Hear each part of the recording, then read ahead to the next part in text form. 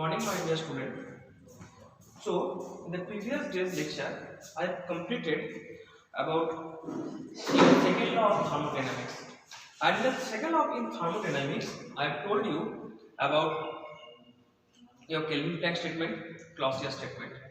And whenever I was describing about Kelvin-Planck statement or the Clausius statement, we have encountered the concept of heat engine, heat pump. Okay, so again I am telling you the concept of heat engine, just like as a reminder. Heat engine is a device which operates in a cycle and which takes heat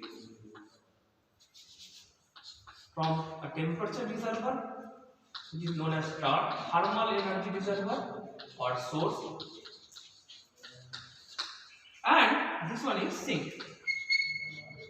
Okay, so I have told you about the concept of this thermal reservoir, and this is your heat engine which operates in a cycle, which takes heat from the source, which rejects heat to the sink, and it produces some water. This is the thermal concept of heat engine, and the opposite is your heat pump. Okay, so today we will see the reversibility. So from your class 12 concept, you know the reversibility means the process which occurs in both the directions. That means if there is a reaction taking place, suppose this is state 1, suppose a system is in a state 1 and it has gone to state 2, and again it will reverse back to its original position, okay, without any effect. That means if a system is undergoing through change of state from state 1 to state 2, and in between it is doing some work, it is doing some taking some heat, it is rejecting some work, and if the system again moves from state 2 to state 1 without hampering the system, or the effect are same for the forward process as well as the backward process, then it is considered as the reversible process. Okay, so let me give you one example. How could you see that suppose we have a system which contains some water, okay, the temperature is at 20 degrees centigrade. Okay, then we have heated it by means of some flame or some burner. Okay, and because of the heating, the system has reached to another state where the temperature has gone to 80 degrees centigrade. So it is initially a state 1 and finally it has gone to state 2. Why? Because we have heated the system, and because of the heating, the system has changed its state in which the temperature has been raised from 20 degrees centigrade to 80 degrees centigrade. Now, what we have done, so this is the forward process that the system has reached from state 1 to state 2. Then we have cooled the system. So after cooling, what will happen? And we have cooled in that manner that so that it can reach to 20 degree again. Okay. So this is process 1, and this is process 2. So we have seen that initially the system was at temperature 20 degrees centigrade, and finally it has reached to 80 degrees centigrade because of the heating. Then we have cooled the system, and because of the cooling, the system again reversed back to the 20 degrees centigrade. So could we call it as a reversible process? Because we are seeing that it is not hampering anything, and virtually we are seeing that initially it was 20 degrees centigrade, it has gone to 80 degrees centigrade, and then it has again reversed back from 80 degrees centigrade to 20 degrees centigrade. So can we call it as a reversible process? No, we cannot call it as a reversible process, because reversible process, the definition of reversible process says that the process will only be reversible when not only the system is reversed, the system is gaining its original position, but also the surrounding have to gain its original position. That means it will not, the process will not hamper both system as well as surroundings. So let us elaborate how the concept begins. So in this case, we are seeing that the system is not being hampered because it has initially as 80 degree centigrade, finally it has reached to 80 degree centigrade. Then we are reversing it, we are reversing the process, the system is reversing to its initial position without any effect. But what about the surroundings? Because we have to consider these things as system. Okay, and apart from this system, all the other things are surroundings. That means the heating process is being carried out in the surrounding portion. Okay, so what happened? So if we remove this, and we'll put one thermal energy reservoir. Already I have put that we have given energy reservoir, and this energy reservoir has a temperature of 80 degrees centigrade or greater than or equals to 80 degrees centigrade.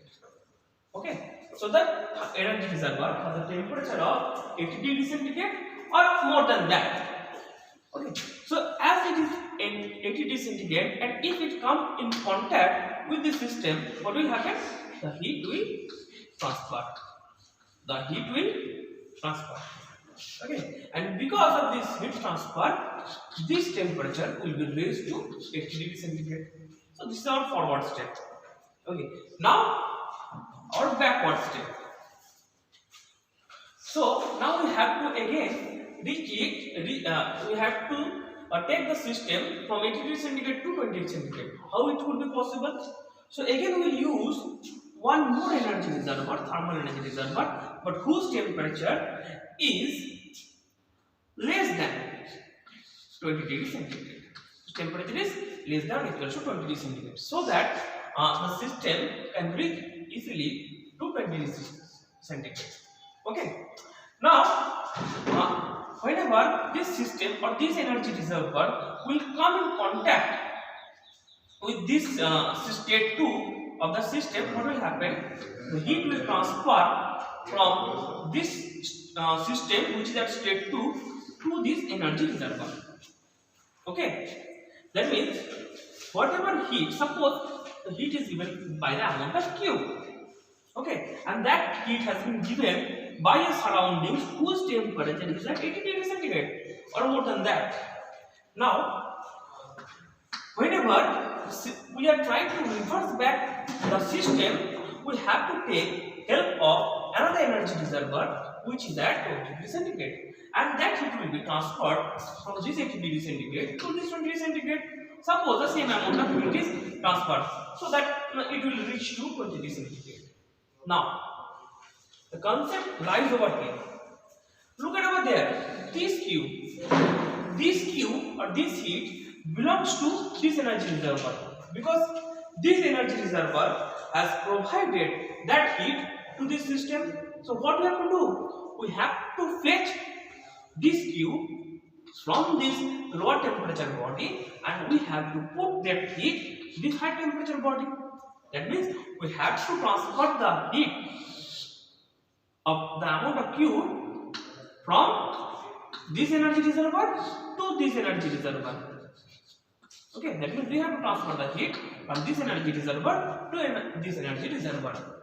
Then the system will be completely reversed back without any effect.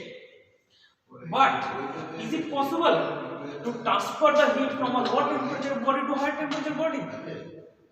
It is never possible. It will consume some work. That means we have to take help from another body. That means it is not possible. So this state we cannot consider, or this process we cannot consider as a reversible process, because the system, though the system is bouncing back to its original position or reversing back to its original position, but the surrounding cannot. without the effect of other, without affecting others. That's why this process cannot be considered as the reversible process. So let me tell you one thing, there are no processes existing in this world which is reversible. Why?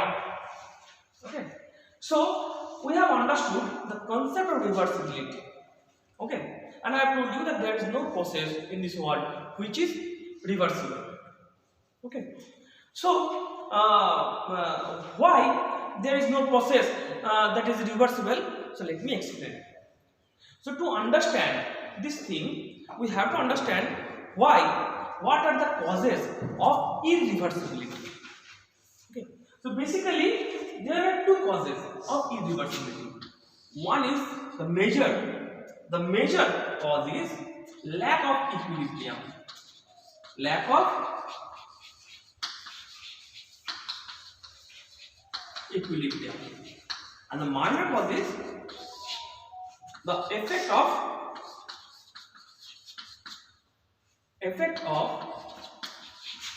dissipative forces. Effect of dissipative forces. Okay, so this one is major, this one is minor.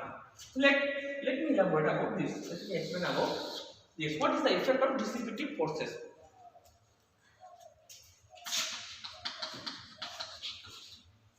So what is the dissipative forces? So dissipative forces means the forces which put some resistance, just like your friction, just like your all the dissipative forces, just like your friction हो गया, or your surface tension, all these things comes under the category of dissipative forces. Okay. Now we will consider that suppose a system is running.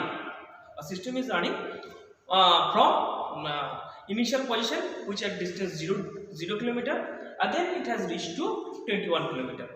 Now again, the system can reverse back from its final position to initial position, but the energy that has been consumed initially to reach from state 1 to state 2 will not be same as whenever the system is reversing, because the friction will not be same for both the cases. So this is the effect of dissipative forces. Now the major point is your lack of equilibrium. So what we consider as the lack of equilibrium. So to understand this thing, you have to go to the first day of my lecture. That is the concept of equilibrium. What is the concept of equilibrium? The concept of equilibrium says that there are three equilibriums. One is thermal equilibrium. The condition of thermal equilibrium is del T is equal to 0. Then is your mechanical equilibrium. So mechanical equilibrium, the condition of mechanical equilibrium is del P is equal to 0. Already I have explained all these things. So the final one is chemical equilibrium. And it says that del mu c is equal to 0. Then the chemical affinity mu c is considered as the chemical affinity. Okay. So the thermal equilibrium says that del T is equal to 0. Mechanical equilibrium says that del P is equal to 0. Chemical equilibrium says that the chemical affinity gradient is 0. So when all these three equilibrium act simultaneously on any body, then we can say that the system is in equilibrium. Okay. Now what is the concept of reversibility says that if a system is reversible, then it must maintain the equilibrium conditions. That means whenever the heat is being transferred from 20 degrees centigrade to 80 degrees centigrade, it must maintain each and every step all these equilibriums. That is thermal equilibrium, mechanical equilibrium, and chemical equilibrium. Now you tell me one thing, that if the thermal equilibrium is maintained, then how the heat transfer could take place? Because you know that suppose there is a body whose temperature is 20 degrees centigrade, right? And again another body whose temperature is also 20 degrees centigrade. right? Now can you tell me heat transfer will take place? Because here you can see it is T1, it is T2. So I can say T1 minus T2 is equal to 0. That means I can say that the thermal equilibrium condition has been maintained. The process of heat transfer will only be reversible when the heat transfer will take place in this condition. But is it possible naturally? No, it is never possible, because to make the heat transfer happens, there must be some temperature gradient. It may be infinitely small, but there must be a temperature gradient. Only there is a temperature gradient, then only the heat transfer will take place. That means if the heat transfer will take place from this T1 to T2, it must have the higher temperature than a little bit higher than the next one, the former one. Then only the heat transfer will be possible. That means if the temperature gradient is not equal to 0, then it is not being maintained. The thermal equilibrium condition is not being maintained. So the process will not be reversible anymore. It will be a irreversible process. That's why I have mentioned that there is no process in this world which is reversible. Okay? Thank you.